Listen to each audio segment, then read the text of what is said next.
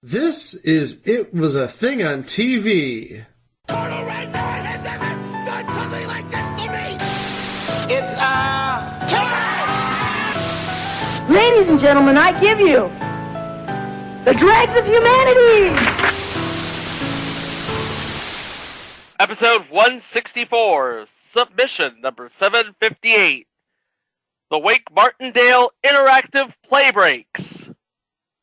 The Wink Martindale Interactive Playbreaks aired on Family Channel from June of 1993 to approximately December of 1994. Sorry, Chico's audio went dead there. That year was 1994.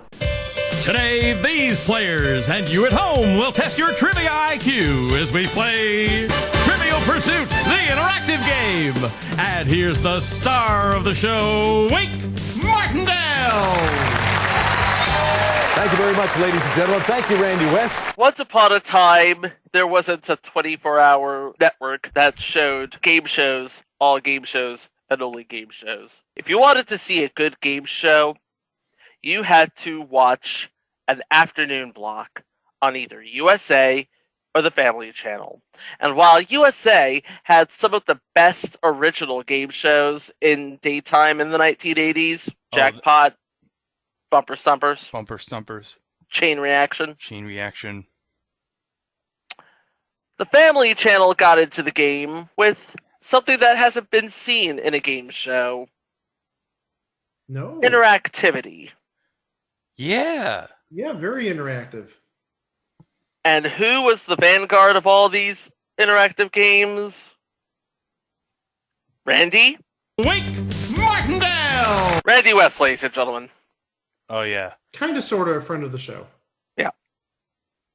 So, Wink Martindale teamed up with producers Bill Hillier, Peter Berlin, and Rob Fiedler to develop this new concept into what would become the benchmark of the Family Channel's game show lineup, which also included Let's Make a Deal, both the 80s and the original versions, and Crosswits, starring David Sparks. And the $100,000 Name That Tune with Jim Lang. That's right. There wasn't a network that didn't air the $100,000 Name That Tune with Jim Lang. And Face one the more. music. One more besides besides Name That Tune. Face the Music. Face the Music. The legendary Face the Music with Ron Ely and Lisa, and the lovely Lisa Donovan. We're going to talk about that sometime soon because Face the Music is, I think it's a classic show, but it's also maybe the hottest mess of a show ever. I'm going to go ahead and pencil that in for May of 2022. Yeah, go ahead and do that.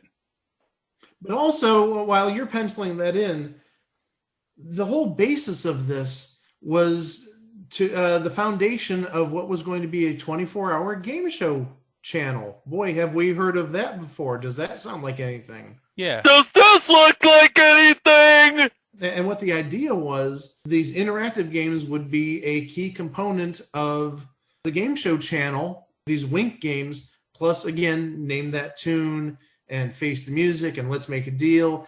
And they were trying to acquire the big libraries, talking about the Goodson Todman Library and also talking about the Bob Stewart Library, which, in case you don't know, ended up with Game Show Network with Sony. And we had a number of classic Bob Stewart shows and Goodson Todman shows on Game Show Network and its various names and incarnations for seemingly like the last 20 to 25 years. But alas, I wonder if this game show channel just sort of fizzled away once Game Show Network, or Sony, I should say, created Game Show Network. You know, it's tough to operate a game show network when you are airing Crosswits, and not a superior version of Crosswits. No. A very inferior version. And Face the Music, even though you can get some good mileage out of it, it only ran for a year and a half or so. And Name That Tune, you'd have obviously clearance issues in terms of the songs. But also, again, that show lasted more or less 9 months So you'd be, killing that rerun wise, as if it didn't happen on Family Channel. And then Split Second, same deal. It only ran for like 6 months, 9 months, and it's the inferior version. Yeah, because unfortunately, most of the Tom Kennedy version is destroyed. So Yeah, and of course, the Rob Weller version was just the pilot. I mean, the only other libraries I can think of that you could probably acquire would be the Red Grundy library, and at least in the U.S. with Sail and Scrabble and the like. Yeah, but USA had already gotten those, and I don't think they were going to give them up just yet. Well, the game show block wouldn't be done on USA until like October '95. So yeah, and that would be anything not named Quicksilver and Free for All, by the way. But enough about the game show channel that never existed. Let's get into the games. Yep. In the course of Family Channel's block, there were 4 games that aired. The first one was the one that spanned the entirety of the run, which was Trivial Pursuit. Based off of the Hasbro board game of the same name, it ran from June 7th, 1993 to December 30th, 1994.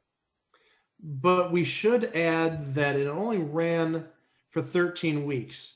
Yeah. So essentially, you got 6 cycles of the same 13 weeks of episodes. So, if you saw it once or twice, you know all the answers. You know how it ends up. So it's sort of lost its flavor over time. Yeah, and during the first run of 13 weeks, it aired as part of an hour. The first half hour was the interactive game. So here's how the interactive game worked. You started out with 12 players. Eventually, it would be 9 players instead of 12 players. But you started out with that round of players. And after one round of questions, it would be pared down to 6 players.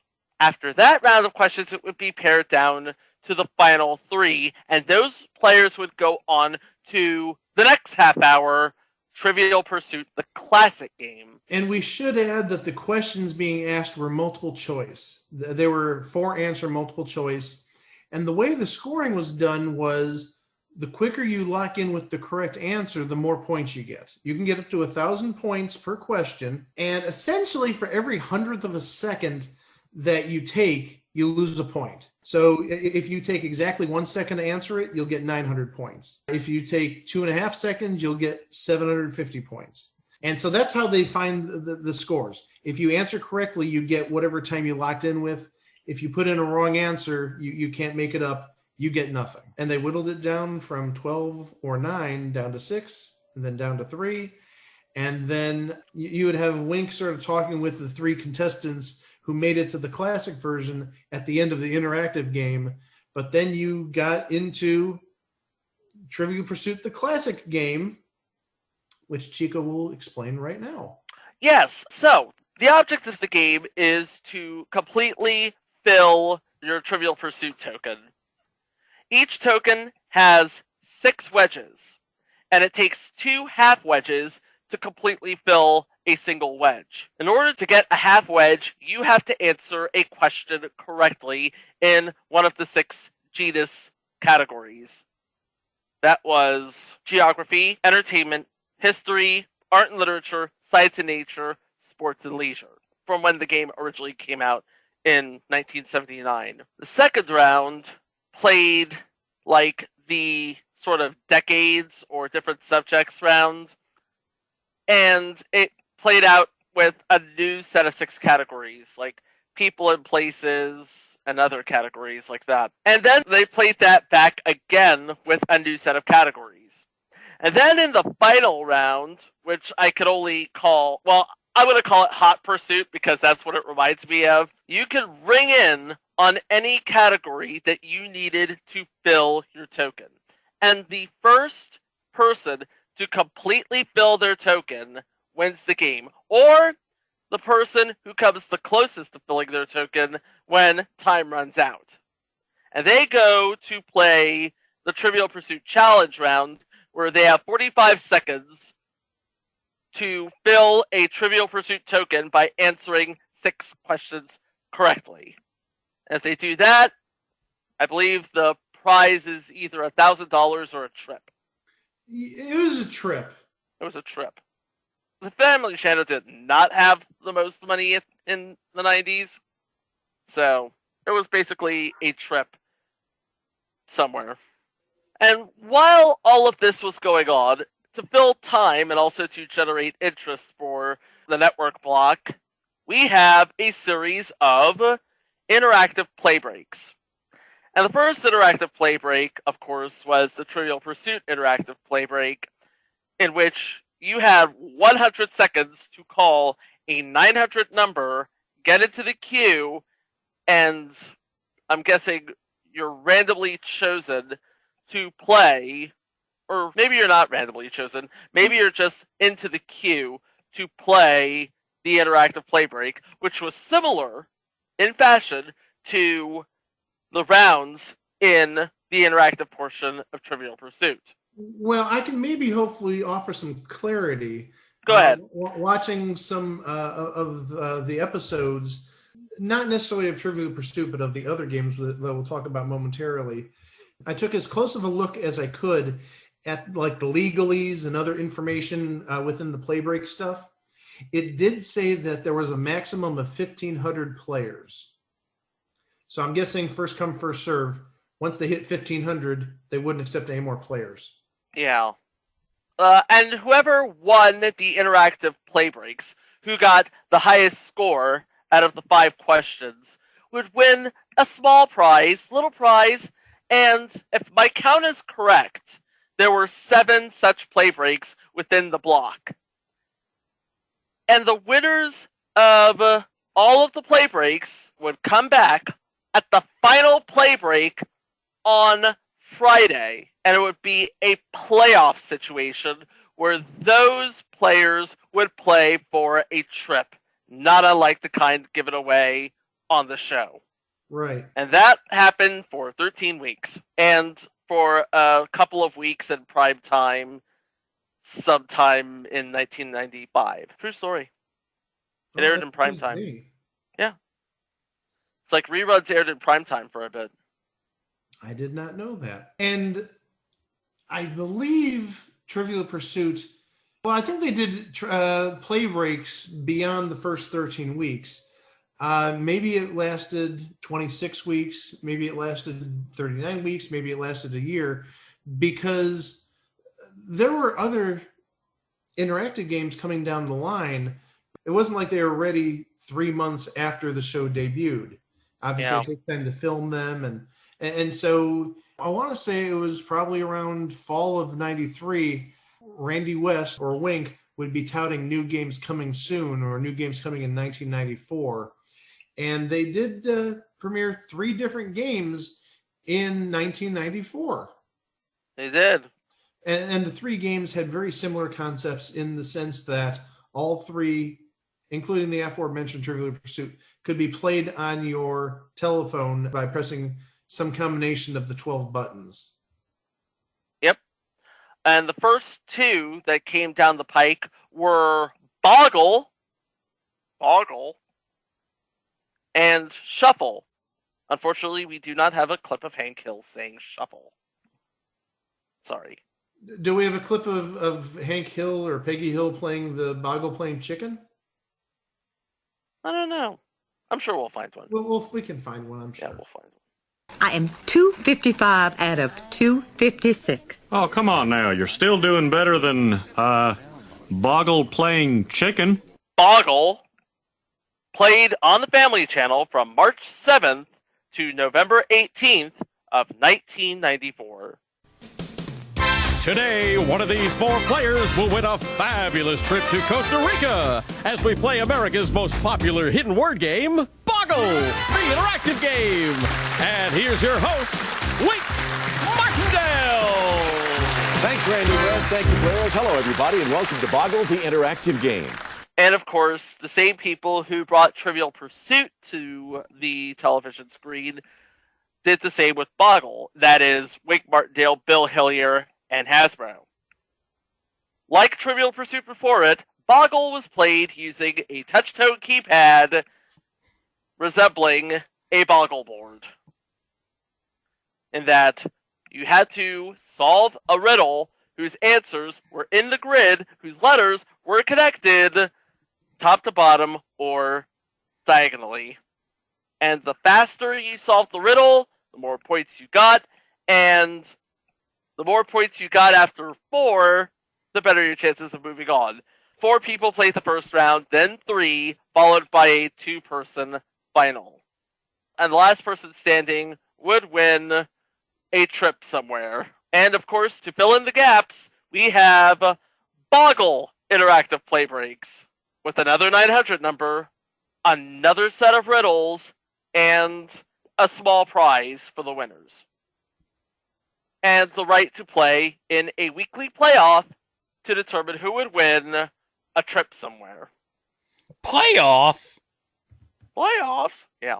Hold on, Greg. Now, if you want it, you got to do it for real. Hold on. Playoff? Playoffs? Don't talk about it. Playoffs? You kidding me? Playoffs? I just hope we can win a game. But also, we should add, the phone calls were not free. No, there were these are 900 numbers, and specifically, it cost $4.98 to play. $5.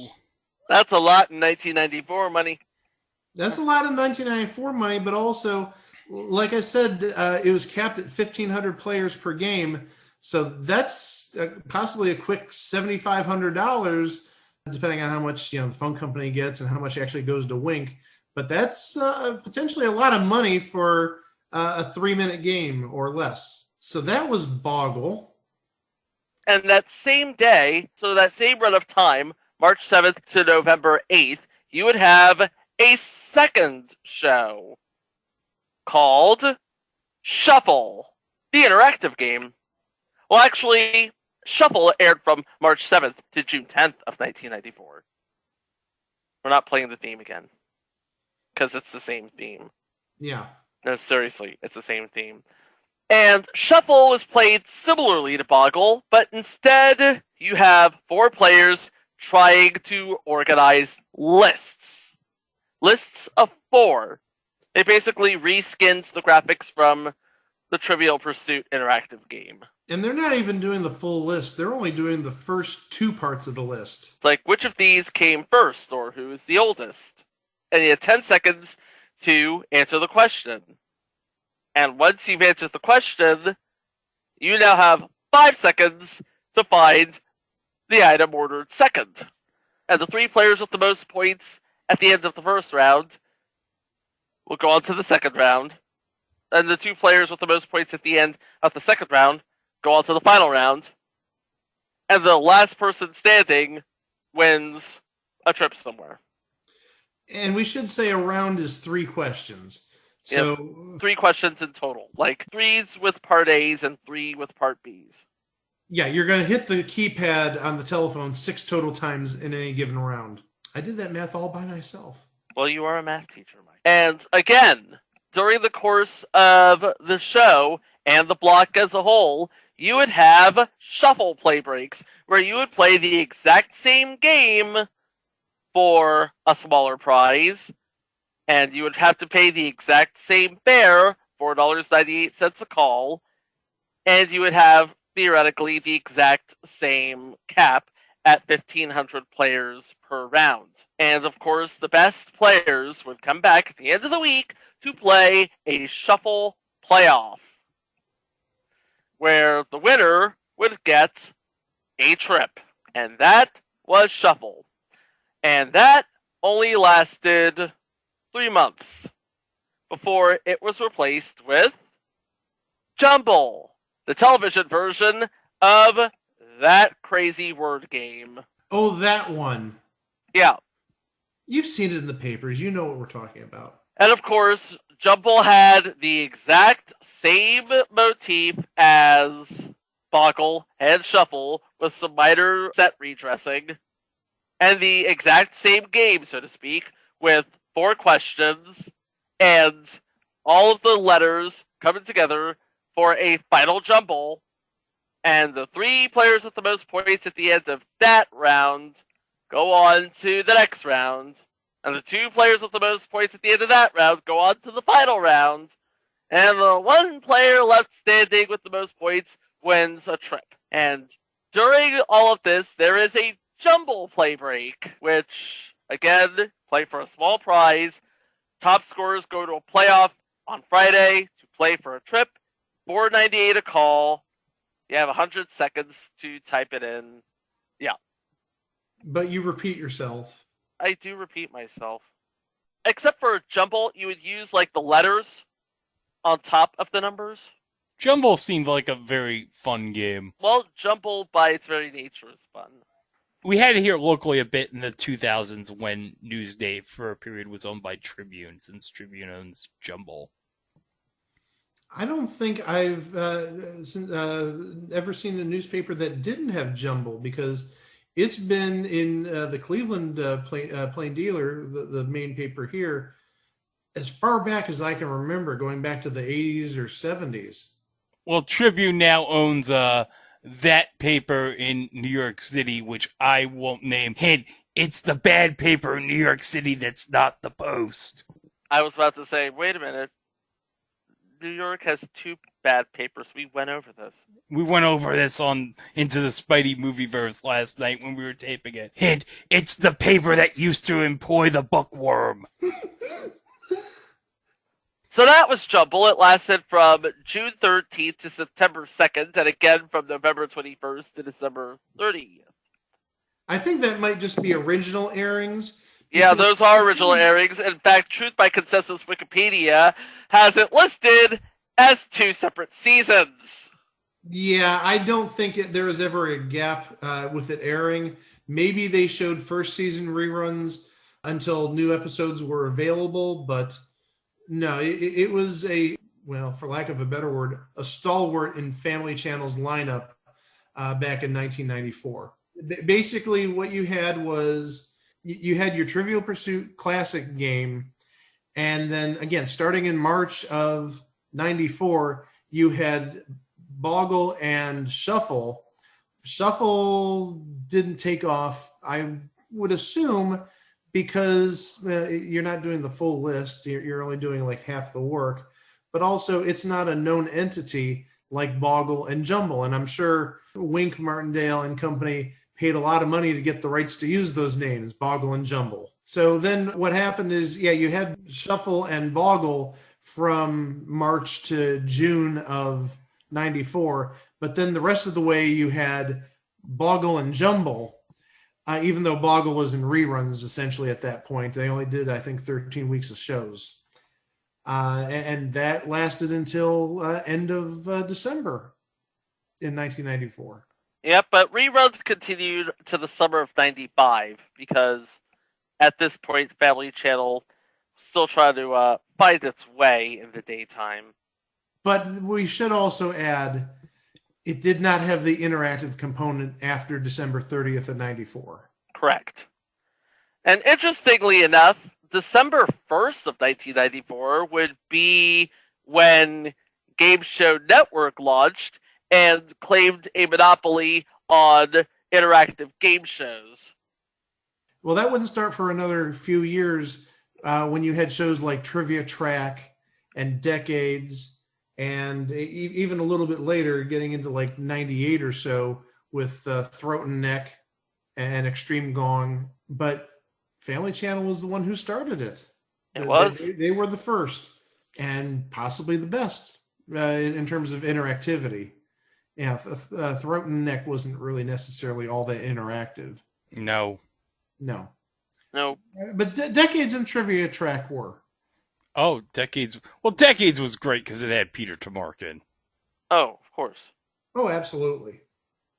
But, yeah, game shows and interactivity. We had shows that had interactive elements before, and we'll talk about a few of them in future entries. I could think of one off the top of my head, and that would be Video Pow. So. Oh, yes. Yeah, you bet your ass we're going to talk about that in 2022. Not Video Power. We already covered that. No, Pow. No, Video Pow. Yeah, that's what I meant. Yeah. Yeah.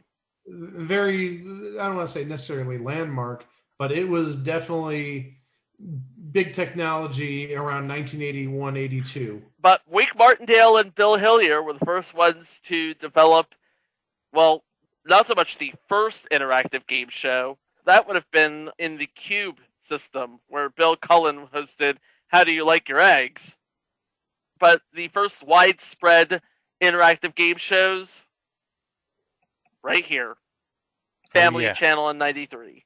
Oh, yeah, baby. And Trivial Pursuit worked so well that the British actually got a version of it. Not the interactive part, but the classic part. Yeah, they did. They did get our version over there. With Tony Slattery hosting. Yeah, Tony Slattery, baby. And, of course, Trivial Pursuit has come back twice in game show form. Yep, once on ESPN with Roger Lodge hosting, and again in syndication with Chris Knight, a.k.a. Peter Brady. Oh, I know him. I was on 2 episodes of that show. We know. Wait, Chica, weren't you on that show, too? No, I wasn't. I was not, sadly. I did not have the video equipment for that show. Oh, okay. Oh, I didn't even need video equipment. They actually were doing like a mall, not necessarily a mall tour, but they went to a local mall and you could record up to 4 questions there. And I had 4 questions prepared and 2 of them got used on the air. One on probably what is by far the best episode of the series. And I'm not saying that because that was where I won money. It was an absolutely amazing game. I was just about to say, is it the one where you won something? Well, it was, but it was amazing beyond that, because up until the final round, and even after the first question of the final round, the Americas team, which was the team of the remote players, the people who submitted questions, they had scored nothing. Every question had been answered perfectly by all the contestants.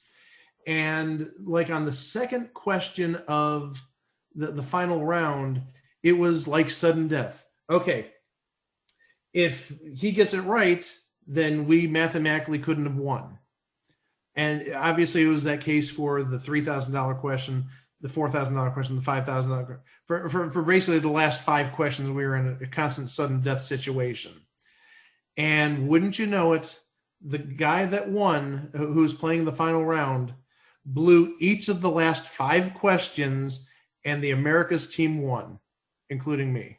Yay. Whoops. But no, it was a great episode. It was from Halloween of 2008, and it is on YouTube. Oh. Okay. Yeah, you can easily find it. It's not even on my channel. It's on somebody else's. I think it was a friend of one of the contestants that was on that. Actually, not just one of the contestants, the guy who blew that final round. Oh. Yeah. Oh, really? Uh-huh. So at least we have evidence of that. But that's not even my only tie to all this stuff. Oh. Back in 1994, I believe this would have started around September of 1994. They did a promotion where if you got all 5 questions right, regardless of how fast you locked in, that you would be allowed to play in like some big mega tournament in around Christmas time of 1994. Specifically, it was like December 29th, the day before the final shows aired. And so I played one of the games. I think I played Boggle. It was either Boggle or Jumble. And got all 5 right. And that was the end of it until, again, it was like December 28th or 27th. They said, we're going to be doing this on Thursday afternoon during the Playbreak session. They didn't offer any prizes or anything. It was everybody who had qualified got to play the same 5 questions that were on TV. And the top 10 players from that round for, I think it was Jumble and Boggle, and maybe even Trivial Pursuit, they may have been doing this as well. They would play in a final on the 30th of December for a trip to New York City to go to FAO Schwartz and a $2,500 shopping spree. I don't know if it was a shopping spree or if it was cash, but $2,500 was involved. So I qualified, like I said, I only played the games maybe 2 or 3 times over the course of their existence on Family Channel. And I only played at specific times because specifically for a certain prize my sister wanted. And what that prize was a Vito brand clarinet. And if you've ever seen them, those are the color ones, right? They're the colored ones. And my sister, who would have been like 14, 15 at the time, she was in marching band. And she thought if she had a red or white or a blue clarinet, she would be just the absolute coolest person on marching band. Well, never got her that clarinet. But I did qualify for this December 29th tournament of all the people who got all 5 right at least once. And I played the game, and it was really like my best game ever. But before the game, we were told that if we were one of the top 10 players, we would get a phone call within an hour of the game's playing. So obviously, given how I felt, how I just like kicked butt, I'm sitting by the phone, feverishly waiting for a phone call, and never happened. So I figured, okay, I didn't make it. That next day, I decided to do some post-Christmas shopping and actually open up my first checking account that day. And lo and behold, I was gone for maybe a good 3-4 hours. And I got home from doing my running around, and my sister said, "Mike, you're not going to believe it." What? You remember yesterday when you played those Family Channel games or whatever, Jumble or Boggle or whatever? You actually ended up as one of the top 10 players. It's like, what? They said they'd call me within an hour of the game being played. And lo and behold, they called her, since I was still at home at the time. I was all of 19 years old, still at home. And my sister, like I said, would have been 15. She picked up the phone. She wasn't even eligible to play because you had to be 18 to play these games. So she played the game, and she had it on videotape. Don't know whatever happened to that videotape, but I'd love to see it again, just to see how bad she did. I would assume she did absolutely horrible because, well, she was 15 years old and couldn't play these games. But the thing that stood out when I saw the videotape is a couple of things. First off, my sister, her name was Robin, R-O-B-I-N. They misspelled her name, putting in their R-O-B-B-I-N. But also, the city we lived in, which at the time was Richmond Heights, Richmond like the city in Virginia, Heights, they put in the city name as Richard Heights. It was like a comedy of errors. Everything that could go wrong did. I didn't get the phone call, didn't get my chance to win the trip or the money.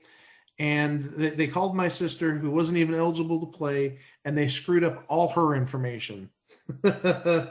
Yeah, that's my little story. I had a chance to win something, but, well, somebody dropped the ball, and, well, maybe I shouldn't have gone out that day to open a checking account, but it makes for a good story, a good fun story, and a nice anecdote to go along with this episode. Yep, indeed it does. I don't have a story like that. You wouldn't have been old enough. You were just barely older than my sister, so you couldn't have played. Yeah. I couldn't have played, but I could watch. And in fact, I spent all of that summer watching reruns. Yeah.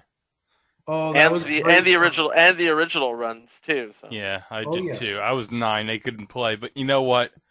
I enjoyed watching these shows. I enjoyed watching Trivial Pursuit. I also enjoyed watching all the reruns of the Jim Lang Name That Tune. Who doesn't enjoy watching those reruns? Oh, I love Face the Music. I'm sorry. That was almost like a soap opera mixed in with a game show. A soap opera in the sense that there were running gags you had to see every day or you didn't get the joke because the band was so... the band was good. It was mainly the band members from Name That Tune in the 70s and 80s, but there were just so many hijinks and inside jokes and other things happening. like supposedly Lisa Donovan getting stuck in the Datsun. Oh boy. I say supposedly. I'm pretty sure it happened, but I'm going to keep supposedly in there. But yeah, those were good times. They were good times. And quite landmark in television and interactivity. But after Game Show Network got into the game and pretty much froze Family Channel out in every form and fashion, the interactive play breaks, it just became things on TV. They were indeed. They were things on TV.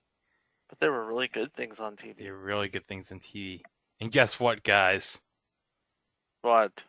It's time for It Was a Thing on TV Haiku Corner. Okay, play the music, Mike. Wink's TV phone games.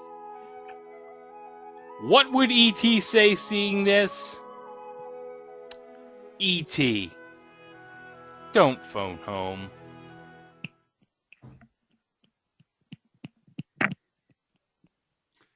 Hey, Greg, I'm sorry to make this a haiku battle again, but I've got a haiku too. Why did you say so?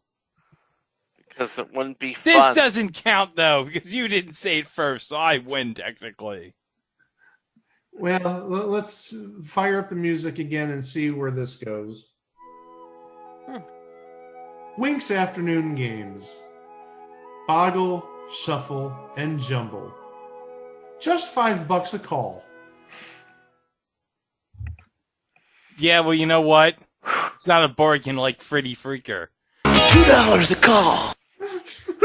And fun fact, the Chicago Tribune actually did the math here. $4.98 a call, whether you hang up after 30 seconds or 270.